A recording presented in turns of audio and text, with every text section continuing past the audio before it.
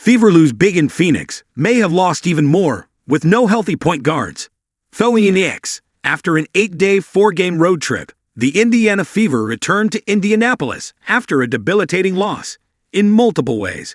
Playing their 5th game in 9 days, the Fever suffered their worst defeat of the season, Thursday night, a 95-60 loss to Phoenix.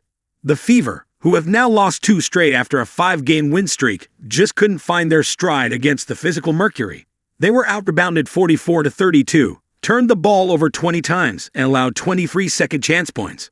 I thought defensively, we had some slippages early on, and that got them on some easy buckets at the rim, their second chance points. That was pretty big for us. They're rebounding. Fever forward Elijah Boston said post-game, "I think when you look at the grand scheme of things, there's a lot of things that we can clean up." What was more concerning, at least for the long-term outlook of the Fever's season, was the number of injuries they sustained in the game. It started when Sydney Colson left the game with a non-contact knee injury in the first quarter. She landed awkwardly on her left leg after going for a rebound, and her knee buckled inward. She fell to the ground, looking to be in immense pain, and had to be helped off the floor without putting any weight on her left leg. Colson was quickly ruled out for the rest of the game and did not return to the bench. The Fever have not announced the severity of Colson's injury yet, as they plan to do additional evaluations when they return to Indianapolis. Typically, however, non-contact knee injuries are never good. Colson's knee buckled in a way that could indicate an ACL tear, and that injury, if confirmed, would put her out for the season. ACLs can be tested with some exercises, but tears can only be definitively seen with an MRI. Indiana's point guard depth took a lethal hit too, when Ari McDonald left the game limping in the fourth quarter. McDonald eventually went back to the locker room with a trainer in the fourth and did not return.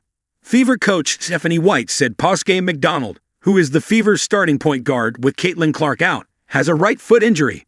"We'll get some more evaluation when we get home tomorrow and see where we are," White said of both Colson and McDonald's injuries.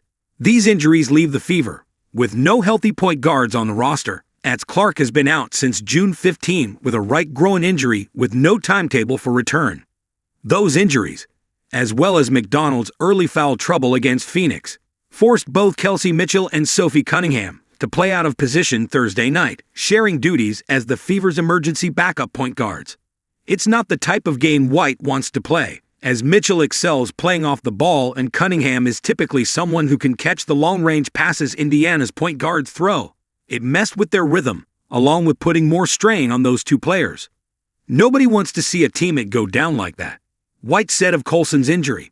But also on the floor, that's another point guard, a primary ball handler, someone who is a big part of our rotation on both ends of the floor. And so you go down one guard, and it puts more pressure on Kelsey and Sophie and Lexi Hull to play a little bit heavier minutes. It wasn't a pretty game for Indiana, which lost a lot of steam in a 35-point loss. But Indiana doesn't have time to dwell on this game.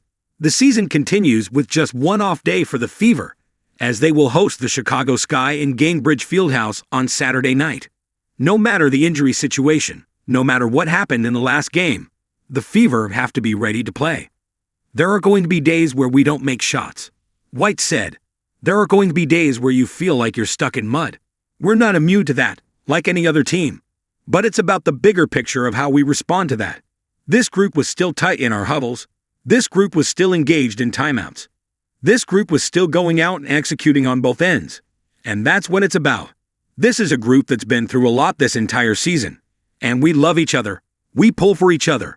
And I think that in moments like this, you continue to see that.